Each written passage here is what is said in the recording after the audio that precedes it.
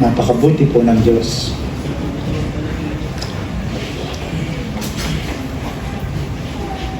Salamat, meron tayong Diyos na buhay na nilalapitan sa panahon ng ating mga kahinaan. Amen po ba tayo doon? Pag tayo nanghihina, nariyan ng Diyos. Lord, palakasin mo naman ako.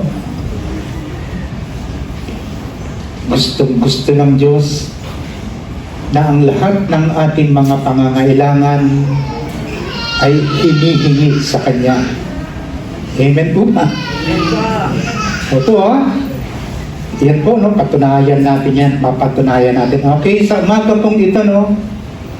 Mag-focus po tayo sa iglesia. Sang-ayon po sa isinulat ni San Pablo, no? Mula sa aklat ng Brother Iman, Epeso. Okay, ulitin ko po, no, mag-focus tayo sa iglesia. Ang iglesia ay binubuo ng mga mananampalataya. Amen. Focus lang po tayo hanggang sa matapos po natin from chapter 1, chapter 2, chapter 3, chapter 4. Nasimulan po natin, no? Naalala niyo po ba yan? Nagsimula tayo sa chapter 4. Chapter 5 hanggang sa marating natin. At loobin po ng Diyos, na marating natin ang chapter 6. Hallelujah. Kung kayo po ay may mga Bible na po, kung saan kayong maalwan na maunawaan ninyo ang bawat mga interpretasyon niya, English, no, o anumang translation niya, NIV, NLT, King James, ano man kung gusto ninyo, na lubos ninyong inaintindihan ang pagkabasa sa inyong Biblia. Sasamahan niyo po ako. Huwag niyo pong hayaan ang pastor na nagsusolo po. No? Gusto ko po lahat tayo ay nag-aaral para tayo po ay lubos na maging matalino sa pagkaunawa ng salita ng Panginoon. Buksan po natin at malaman natin ang content ng pagkakasulat ni Apostol Pablo. Sabi po sa Ephesians chapter 1,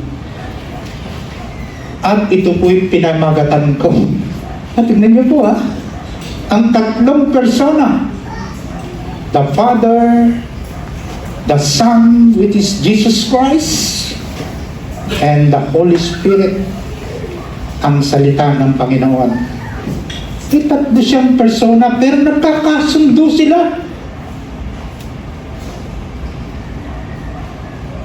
May sinusunod sila.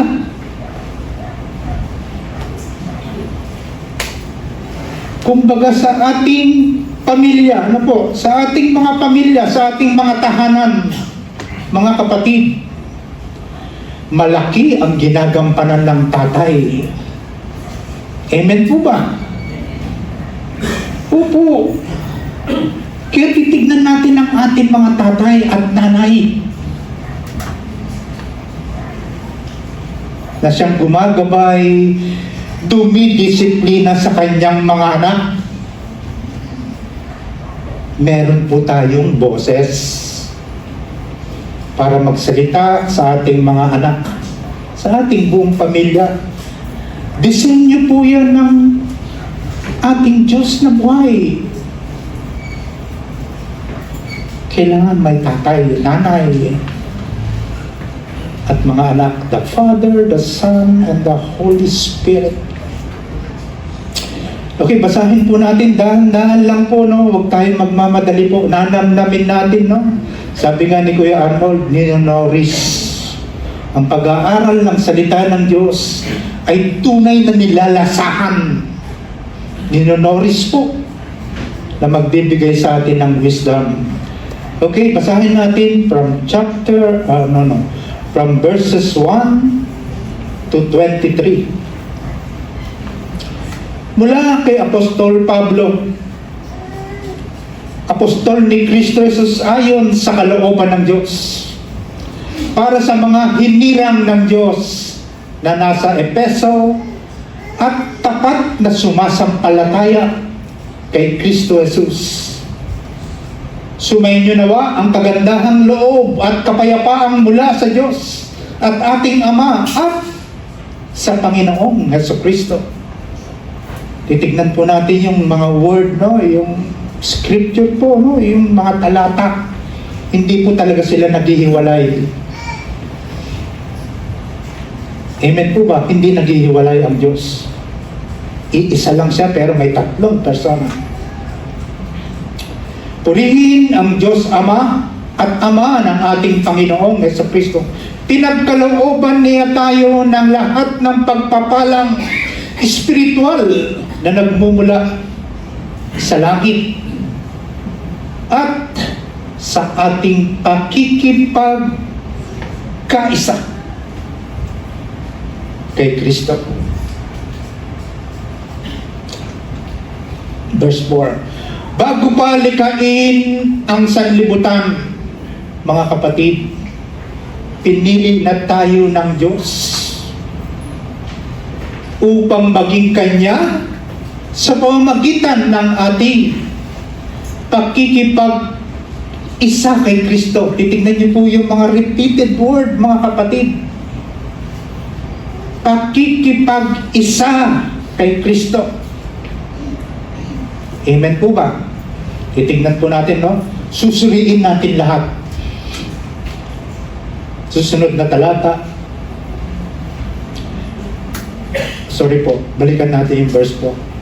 Bago pa likhain ang sanlibutan, ay pinili na niya tayo upang maging Kanya sa pamamagitan ng ating pakikipag-isa kay Kristo. At upang tayo'y maging, alin po yun, binabanggit niyan, dalawang word. Maging banal. Pinili tayo ng Diyos upang maging banal at walang kapintasan sa harapan ng Diyos Amang nasa langit. Dahil sa pag-ibig ng Diyos. Pinili niya tayo upang maging anak niya sa pamamagitan ni Jesucristo ayon sa kanyang layunin at kalooban. Titignan niyo po, no, yung word na pinili. Hallelujah.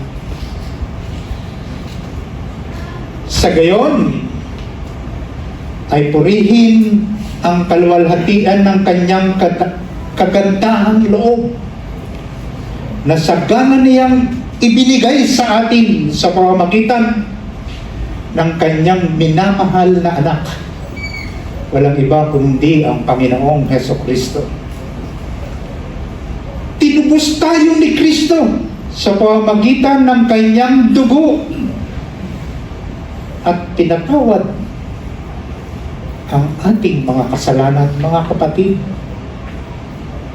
Napakasagana po ng kagandahang loob ng Diyos sa mga kaluluwang pinili niya. Ganoon kasagana ang kanyang kagandahang loob. Talatang 8. Na ibinuhos niya sa atin ayon sa kanyang karunungan at kaalaman.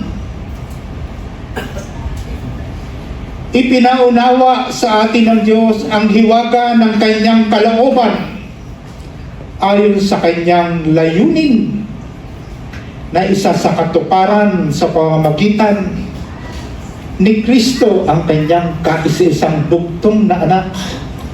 Hallelujah. Pagdating ng takdang panahon, layunin niya tipunin ang lahat ng nilikha sa langit at sa lupa at ipasailalim ang mga ito kay Kristo. Tingnan niyo po, iglesia po ang pinag-uusapan natin, mga kapatid. Kaya po magpo-focus tayo, ha, kung gaano po napakahalaga po ng iglesia sa buhay ng isang tao.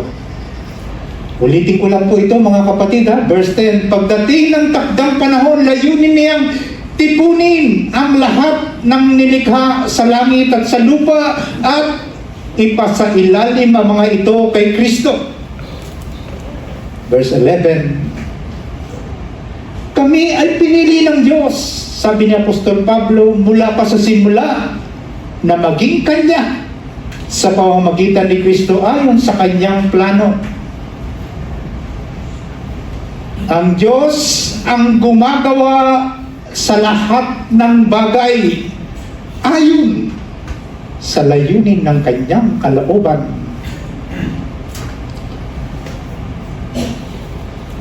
Kaming mga unang umasa sa Kanya ay pinili niya at hinirang upang parangalan ang Kanyang kaluwalhatian.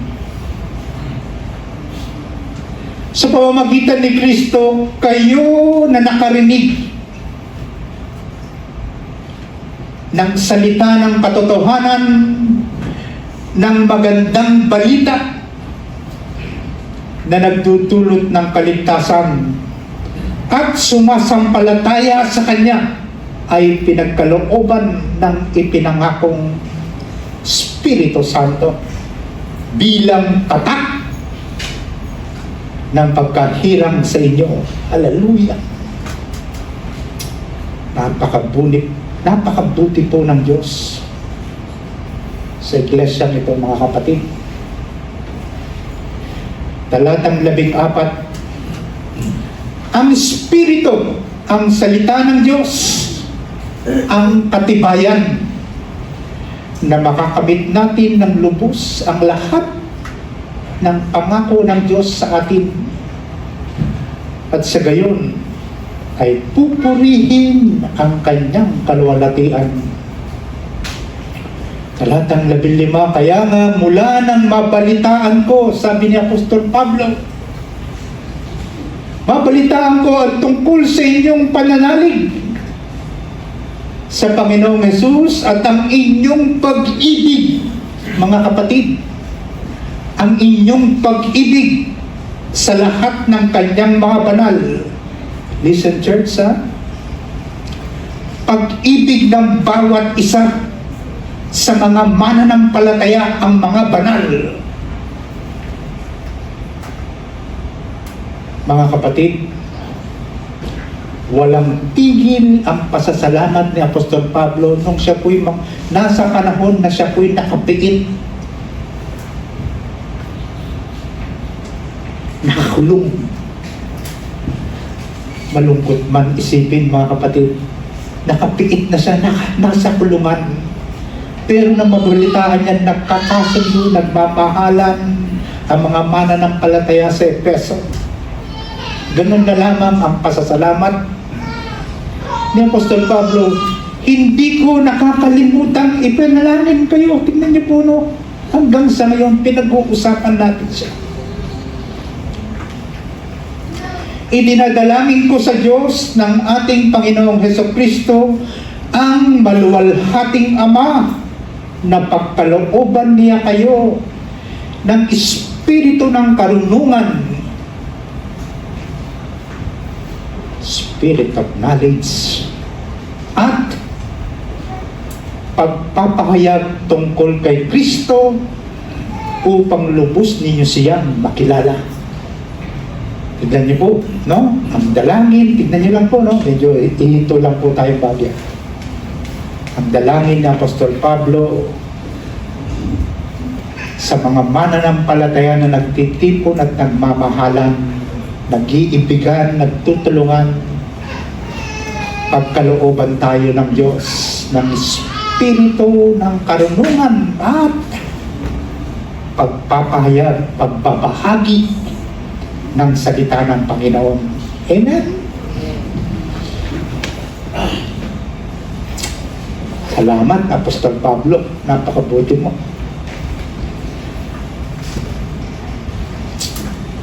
Talatang 18, naway liwanagan ng Diyos ang inyong mga puso upang malaman ninyo ang pag-asa na para doon ay tinawag niya kayo, mga kapatid.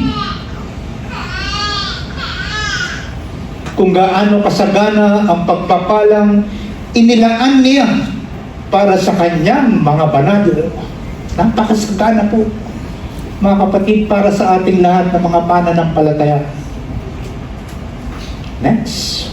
At kung ano ang di masukat niyang kapangyarihan na kumikilos sa atin sa mga nananalig sa Kanya, ang dakilang kapangyarihan din iyon. Ang muling bumuhay kay Kristo at naghupo sa Kanya sa kanan panig ng Diyos sa kalangitan. Tingnan niyo po, scripture ha. Pag nakikita niyo po yun, no? Yung mga sinasabi niya, ninanamnam natin. Tingnan niyo po ang pangako ng Diyos. Kapag nasa atin lahat yun, grant, kinagrant ng Diyos.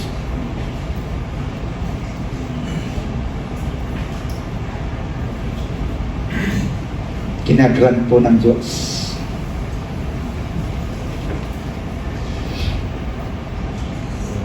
Titignan natin, kukumpirmahin po natin. No?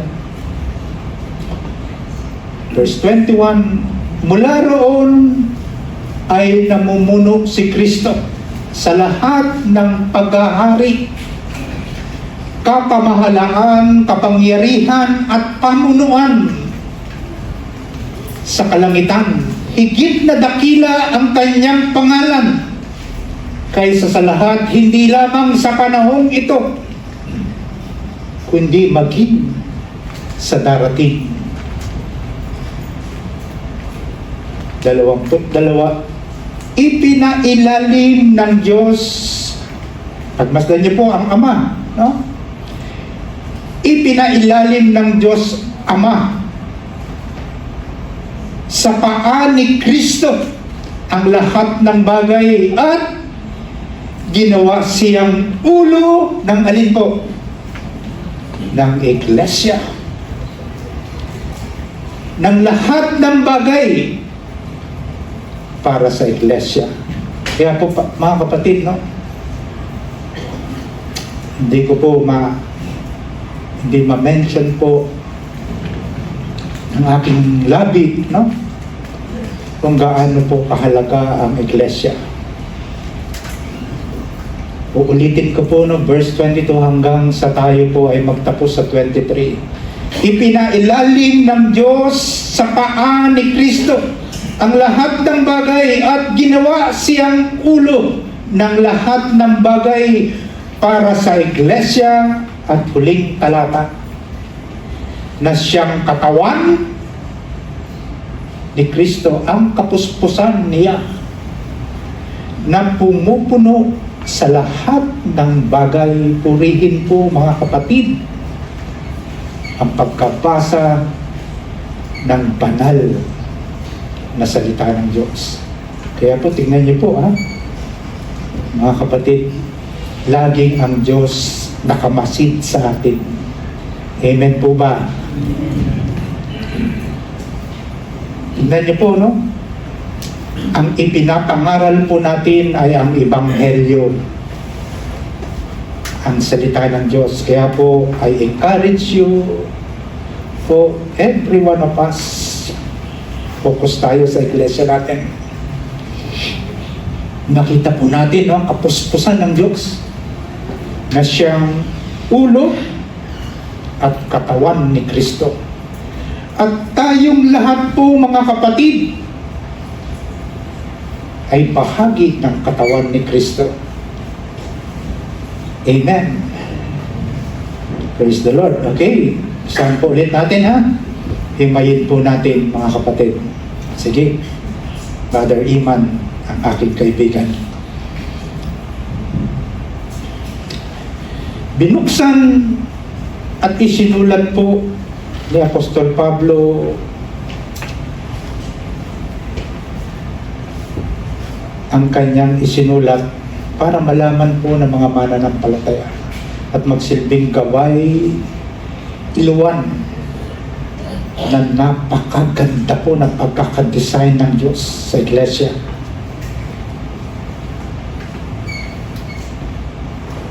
Ang iglesia ay pagpapatunay na isang buhay na katawan ni Kristo.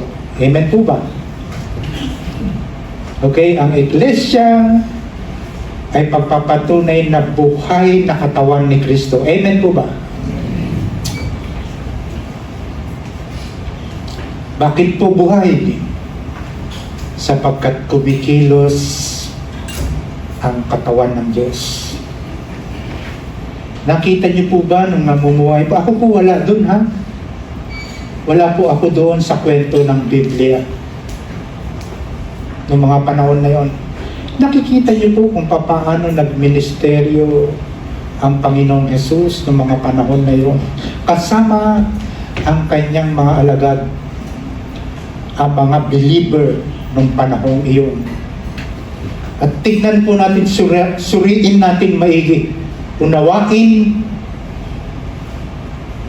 ang paglikha sa katawan from verses 1 to 14, ang binubuo ng tatlong persona. Amen. At ito ang plano ng Ama. Titignan po natin, no? Plano ng Ama para maipakita sa mga mananampalataya. Plano ng Ama, then anong susunod po para makita po natin? And then isinagawa po ng ating Panginoong Hesukristo. Amen? Pina-implement niya po kung ano ang plano ng Ama, isinabuhay po ng Panginoong Hesukristo. Sabi po sa mga sumusunod na talata, pinagkalooban niya tayo ng pagpapalang espiritual. Paano kikilos ang Diyos bilang ulo at katawan ni Kristo? Kaya po tignan niyo po ang plano ng Ama. Pinagkalooban niya tayo ng pagpapalang espiritual. Basahin po natin ang tatlong talata. Mula kay Pablo na apostol ni Kristo Jesus ayon sa kalooban ng Diyos para sa mga hinirang ng Diyos na nasa Efeso at tapat na sumasampalataya kay Kristo Jesus. Verse 2, sumayin niyo nawa ang kaloob, ang kagandahang loob ng Panginoong ng kapayapaang mula sa Diyos na ating Ama at sa Panginoong Hesukristo. Talatang 3, purihin ang Diyos Ama. Diyos at Ama ng ating Panginoong Hesukristo, pinagkalooban niya tayo ng lahat ng pagpapalang espiritual na nagmumula sa langit dahil sa ating pakikipag-isa kay Kristo. Napakahalaga pala nun, no? Hindi lamang narinig natin ang salita ng Panginoon, kung hindi tinatanggap natin siya. Nakikipag-isa tayo sa salita ng Panginoon. Amen. Okay, hindi tayo makakakilos dito, mga kapatid, ng kanya-kanya o kung hindi ginusto ng Diyos ang lahat na to, sapagkat nagkaloob ang Panginoon ng kanya-kanyang spiritual na ginagampanan natin. Amen? Next. Namnamin niyo ito, mga kapatid. Pinili tayo ng Diyos. Amen po ba? Kasi hindi po tayo pipirmi sa ganitong iglesia. Unang-una, kung hindi pinili ka ng Diyos. Basahin po natin ang mga talatang ito. Bago pa likhain ang sanlibutan, mga kapatid, pinili ka na ng Diyos. Verse 4a, pinili niya tayo upang maging Kanya sa pamamagitan ng ating pakikipag-isa kay Kristo. Okay, pansinin po natin ha, napakapalad mo. Kaya ka nandito, kapatid. Dahil lola, lolo, nanay, tatay at mga anak, pinili ka ng Diyos.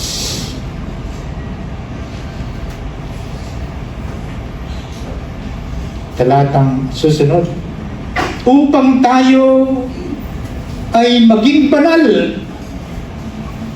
at walang kapintasan pagdating ng takdang panahon.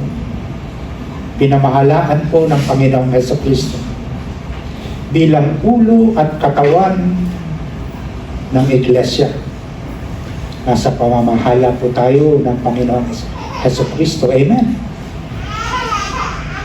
Pagdating ng takdang panahon, Ama, ito po ang iyong mga pinili. Namumuhay sila sa kabanalan, walang kapintasan. Amen. Talatang 4, at upang tayo'y maging banal at walang kapintasan sa harap niya dahil sa pag-ibig ng Diyos. Mga kapatid, tunay na pinagpala tayo ng Diyos.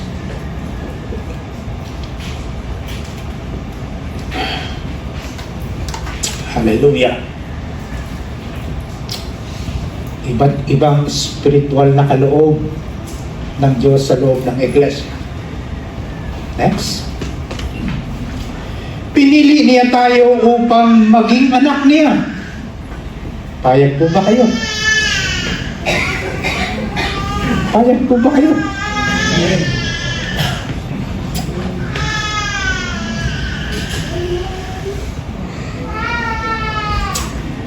Ako po'y payag na tawagin ng Diyos at pinili upang maging Kanyang anak.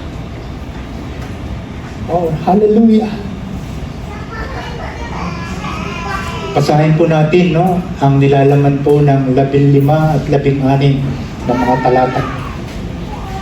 Pinili niya tayo upang maging anak niya sa pamamagitan ni Jesucristo ayon sa kanyang layunin at kalooban, talatang 6. Sa gayon ay purihin ang kanyang kaluwalhatian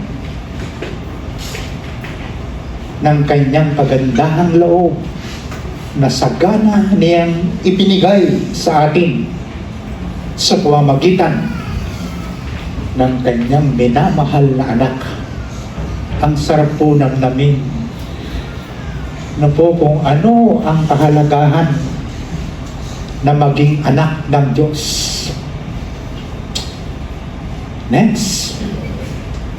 Kukumpirmahin po natin mga kapatid ha. At minsan na nababanggit, no? Pinag-iisipan din ng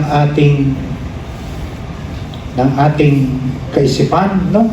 Paano ko ito makakonfirm na ako ba'y talaga ba naman na anak ng isang Diyos na buhay?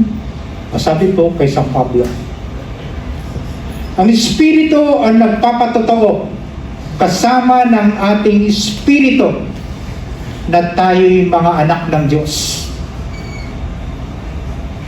At yamang mga anak, tayo'y tagapagmana ng Diyos.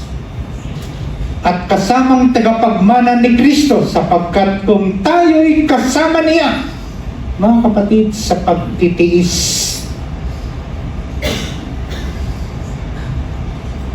handang magtiis ng hirap. Sapagkat kung tayo'y kasama niya sa pagtitiis, tayo'y makakasama niya sa kanyang kaluwalhatian. Mga kapatid, kay palad-palad ng mga taong pinili at hinirang ng Diyos. Napakasagana po ng pagpapala ng Diyos sa atin. Amen.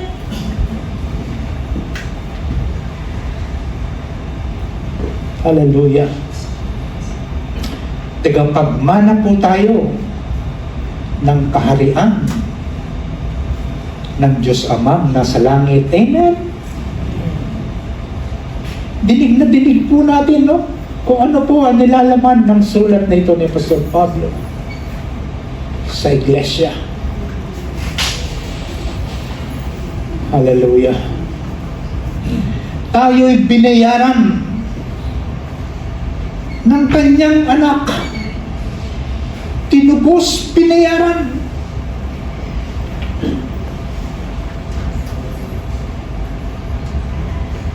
Walang katumbas na halaga nang tayo po'y bayaran at tubusin ng Diyos.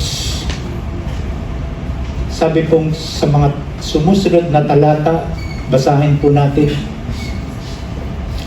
Ano ang ginawa ng kanyang anak? Tinubos tayo sa pamamagitan ng dugo ng kanyang anak.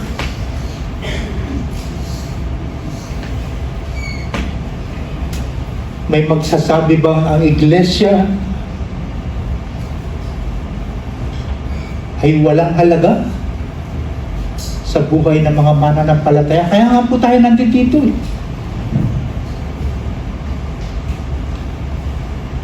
Kaya tayo nandito at tayo ang binubuo ng katawan ni Kristo.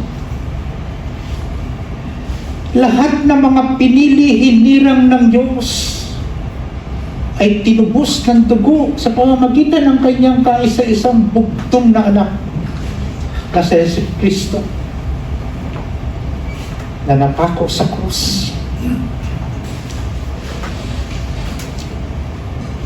Sa pamamagitan ng kanyang dugo at pinatawad ang ating mga kasalanan. Mga kapatid, kung titignan nyo lang po ba't pumasahin at uunawaing mabuti ang bawat talata, napakasagana po ng habag ng Diyos sa bawat isa sa atin. Pinatawad ang ating mga kasalanan, ganoon kasagana ang kanyang kagandahang loob sa atin na ibinuhos sa kanyang karunungan at kaalaman upang pagdating ng takdang panahon ay tipunin ang kanyang bayan.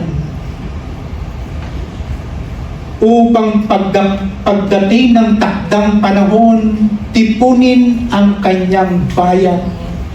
Pinili, hinirang, saan po mga kapatid? Verse 9 and 10.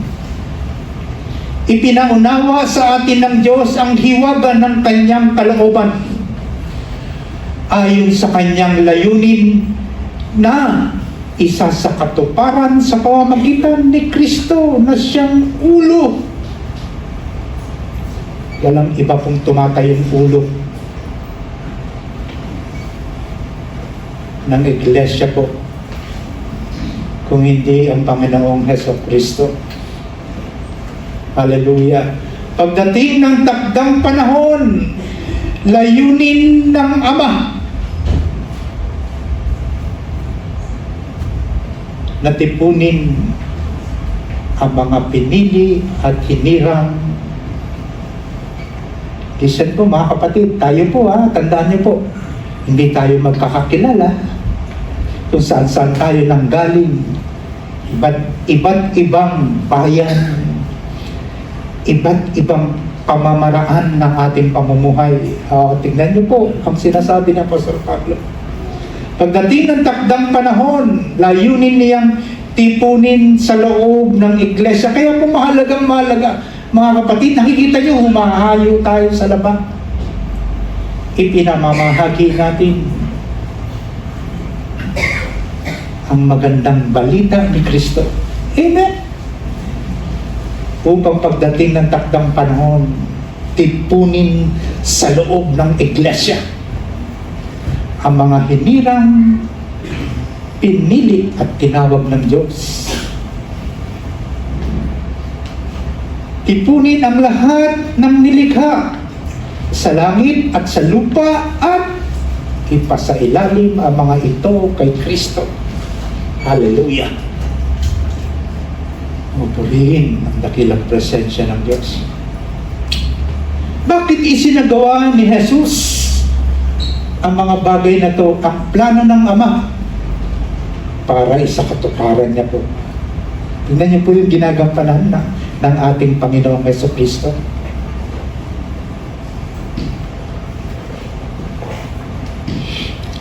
Tiniis ng Panginoong Jesucristo ang plano ng Ama upang i-execute po ito, no? Upang pa-implement, no? Physically, nakita po siya ng bayang Israel, ng mga Hudyo, ng mga Romano, mga Saduceo, kung paano tinis po ng Panginoon ang plano ng Ama sa kanyang tugtog na anak na si Jesucristo. Walang plano po, no? Sa gawa niya at upang parangalan ang kaluwalhati ang Amang nasa langit. Amen. Kami ay pinili, sabi ng Apostol Pablo. Pinili ng Diyos mula pa sa simula na maging Kanya alipin. Sa Apostol Pablo po ay naging alipin ni Kristo para ipangaral ang magandang balita ng kaligtasan. Sa pamamagitan ni Kristo ayon sa kanyang plano, ang Diyos ang gumagawa ng lahat ng bagay ayon sa layunin ng kanyang kalooban. Kaming mga unang umasa sa Kanya ay pinili niya at hinirang upang parangalan ang kanyang kaluwalhatian. Wala tayong magagawa, mga kapatid. Wala tayong magagawa kung pinili tayo ng Diyos. Kung ano ang plano ng Diyos sa atin, mga kapatid. Kung ang spiritual na kaloob sa atin ng Diyos, sa akin, kay pastor, sa inyong lahat ng mga leader, na ipangaral ang salita ng Panginoon, anong magagawa natin? Ipangaral natin ang salita ng Panginoon. Amen? At ang Espiritu ang gumagawa, sabi po sa 2 talata. Dito po tayo magtatapos, mga kapatid. Ang Espiritu ang naging tatak. Mga kapatid, ang naging tatak ng Diyos sa ating mga mananampalataya, walang iba kung hindi ang Espiritu, ang salita ng Panginoon. Amen? Opo, hindi na po mawawala sa inyo yan, mga kapatid. Nasa obligasyon na po natin kung gusto nating yumaman sa pagkaunawa ng salita ng Diyos. Ulit-ulitin po natin basahin, pag-aralan ng salita ng Diyos. Yan ang magsisilbing tatak natin habang tayo ay namumuhay pa sa daigdig na ito, mga kapatid. Verse 13, sa pamamagitan ni Kristo, kayo rin na nakarinig. Sino po ba ang mga nakarinig ng salita ng Diyos? Tayo po, mga kapatid. Tayo po, no? Ulitin ko lang po, no? Medyo kakambyo lang po ako, no? Narinig ko po ang salita ng Panginoon sa gitnang silangan way back 1996.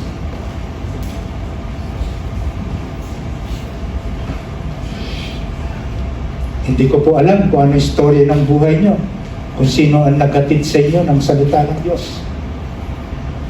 Kayo na po magpapatunay niyan. Amen? Sa pamamagitan ni Kristo, kayo rin na nakarinig ng salita ng katotohanan, ng magandang balita na nagtutulot ng kaligtasan at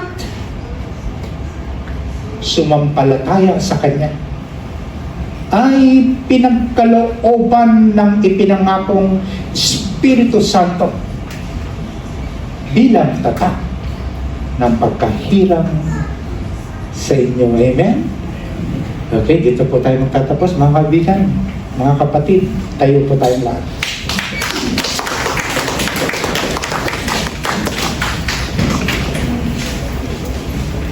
I encourage you, mga kapatid, na basahin po natin from chapter 1 to chapter 6 na aklat po ng Efeso. Okay, ha? Iiwan ko po sa inyo yan, mga kapatid. Pag-uwi ninyo ng tahanan ninyo o saan man kayo lugar na naroon, mga kapatid, bigyan natin, pagtuunan natin ang pansin. Ephesians chapter 1 up to 26. Up to 6 chapter po para makita na po natin, no, kung saan tayo papunta. Papunta po tayo sa pakikipagdigma. Kaya po kailangan nakasuot tayo ng kasuotang pandigma. Dahan-dahan nyo lang po pag-aaralan, no? At bilang pasasalamat, no?